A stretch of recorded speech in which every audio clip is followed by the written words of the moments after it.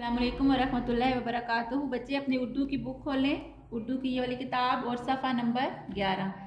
बच्चे जैसे कि हमने कल सबक हमने ये पढ़ा था, इसकी रीडिंग की थी, सूरज अल्लाह की नेमत। अब इसी सबक को आपने सामने रखते हुए अपनी इसकी जो मश्क है उसको हल करना है, ठीक है ना। सवाल नंबर 2, ठीक है। सवाल नंबर 2 पहले देखें। सबक के मुताबिक दुरुस्त जवाब पर ठीक का निशान लगाएं, ठीक है ना।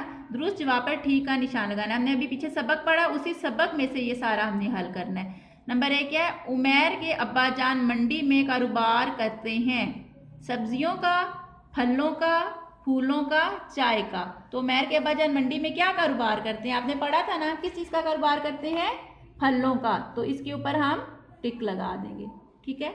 इसके बाद क्या है, नंबर 2, उमैर और आयशा दिलचस्पी से देख रहे थे आमों को, केलों को, अंगूरों को, सेबों को। उमैर और आयशा दिलचस्पी से क्या देख रहे थे, सेबों को।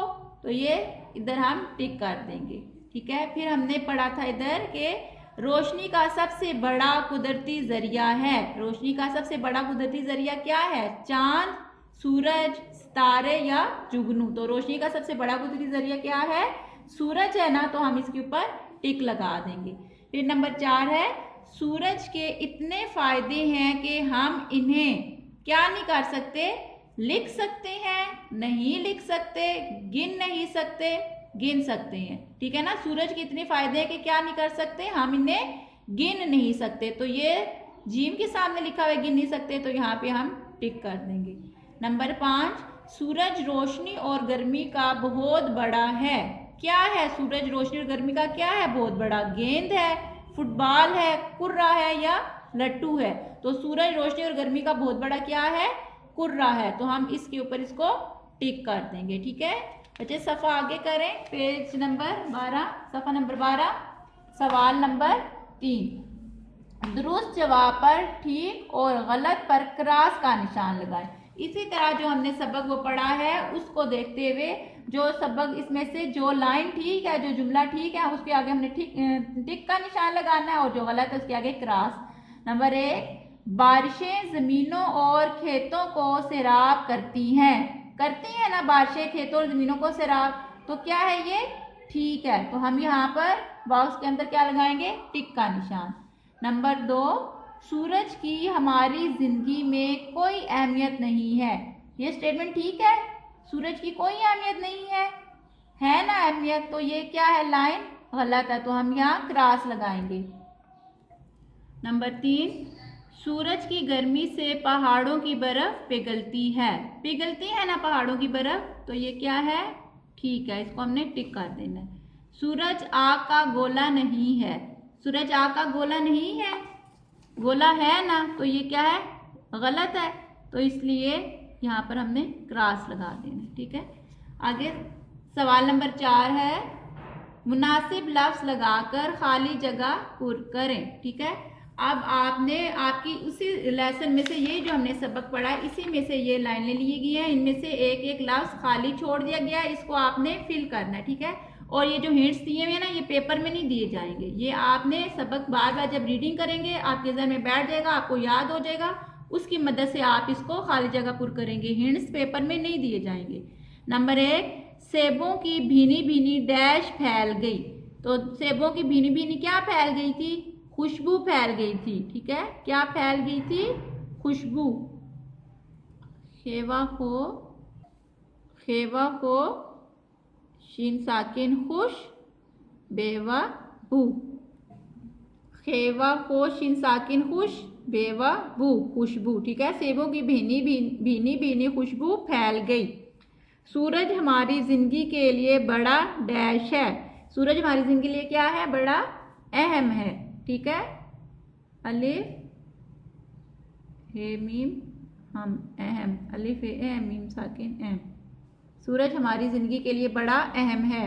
नंबर 3, सूरज की सतह डैश की सतह की तरह नहीं है। किसकी सतह की तरह नहीं है, सूरज की सतह जमीन की सतह की तरह नहीं है, ठीक है। ये देखें, हरारत, खुशबू, अहम, आसान, ये लफ्ज़ दिए हुए हैं ना, तो इनमें से कोई भी इसके साथ सूटेबल नहीं है ना। तो क्या है, सूरज की सतह जमीन, जे मीम जम, मीम ये मी, नून साकिन, मीम जमीन। सूरज की सतह जमीन की सतह की तरह नहीं है। नंबर 4, सूरज से जानदारों की जिंदगी डैश है। जानदारों की जिंदगी क्या है? हरारत है, खुशबू है, जमीन है, नहीं है ना, तो क्या यहाँ पर सही क्या आएगा? आसान। सूरज से जानदारों की जिंदगी आसान है। अलिफ मदा आ, सीन अलिफ सा, नून साकिन, सान, आसान। सूरज से जानदारों की जिंदगी आसान है। नंबर 5, सूरज की डैश से पानी भाप बनता है। सूरज की डैश से, सूरज की किस से पानी भाप बनता है? हरारत से। हे रे हर, रे अलिफ रा, हरा, रेते रत, हरारत। ठीक है, सूरज की हरारत से पानी भाप बनता है। इसके बाद आगे सवाल नंबर 6। ठीक है, सवाल नंबर 5 है वो जुमले वो आपने वर्कबुक पे करना है बाद में। अभी आपने सवाल नंबर 6, कालम अलिफ को कालम बे से मिलाएं। ठीक है, कालम अलिफ और कालम बे। तो पढ़ते हैं हम क्या है इसमें, फलों में खुशबू और जायका। ठीक है, अब उन्होंने हाफ सेंटेंस इधर लिखा है, आधा जुमला इधर लिखा है, आधा जुमला इधर लिखा है। जो सूटेबल है, जो उसके साथ मिल रहा है, उसके साथ हमने मिलाना है। फलों में खुशबू और जायका क्या है? बहुत बड़ा इनाम है, सूरज की गर्मी से है, रोशनी बहुत जरूरी है। तो क्या है? फूलों में खुशबू और जायका सूरज की गर्मी से है, इसलिए हमने इसको इसके साथ मैच कर देना है। फलों में खुशबू और जायका सूरज की गर्मी से है। ठीक है, आगे क्या है? काम काज के लिए, काम काज के लिए बहुत बड़ा इनाम है, रोशनी बहुत जरूरी है। तो क्या है काम काज के लिए? काम काज के लिए रोशनी बहुत जरूरी है, इसलिए इसको हम इसके साथ मैच कर देंगे। काम काज के लिए रोशनी बहुत जरूरी है। आगे क्या है? सूरज की रोशनी हमारे लिए क्या है? बहुत बड़ा इनाम है। ठीक है, ये गर्मी भी नहीं है, रोशनी भी नहीं है, तो क्या है? सूरज की रोशनी हमारे लिए बहुत बड़ा इनाम है। सही है, ये इस तरीके से आपने मैच करना है। आगे आप सफा नंबर 13 पे आ जाए। ग्रामर ये देखें, इसको हम पढ़ते हैं, गौर से आपने इसको सुनना है। हर्फ और लफ्ज। ठीक है, हर्फ और लफ्ज क्या है?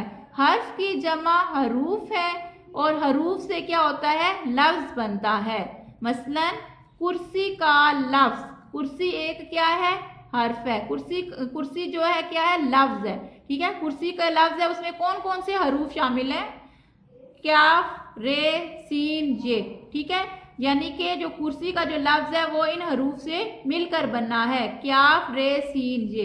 ठीक है, तो लफ्ज जो है, आगे लफ्ज की इकसाम, जो हर्फ है वो सब ये हरूफ मिलकर लफ्ज बनाते हैं। फिर लफ्ज की यहाँ पर 2 किस्में हैं। ठीक है, कौन सी? एक है बामायनी लफ्ज है और एक है बेमायनी लफ्ज। ठीक है, बामायनी लफ्ज जो है उसको हम कहते हैं कलमा, और जो बेमायनी लफ्ज है उसको हम कहते हैं मैमल। ठीक है ना, बामानी लफ्ज, बामानी लफ्ज क्या है? कलमा। क्या है वो कलमा? क्या होता है? ऐसा लफ्ज जिसके मायने वाज़िया हों। ठीक है ना, कलमा वो होता है जिसके मायने वाज़िया हों। और बेमायनी लफ्ज क्या है? मैमल, ऐसा लफ्ज जिसके कोई वाज़िया मायने ना हो।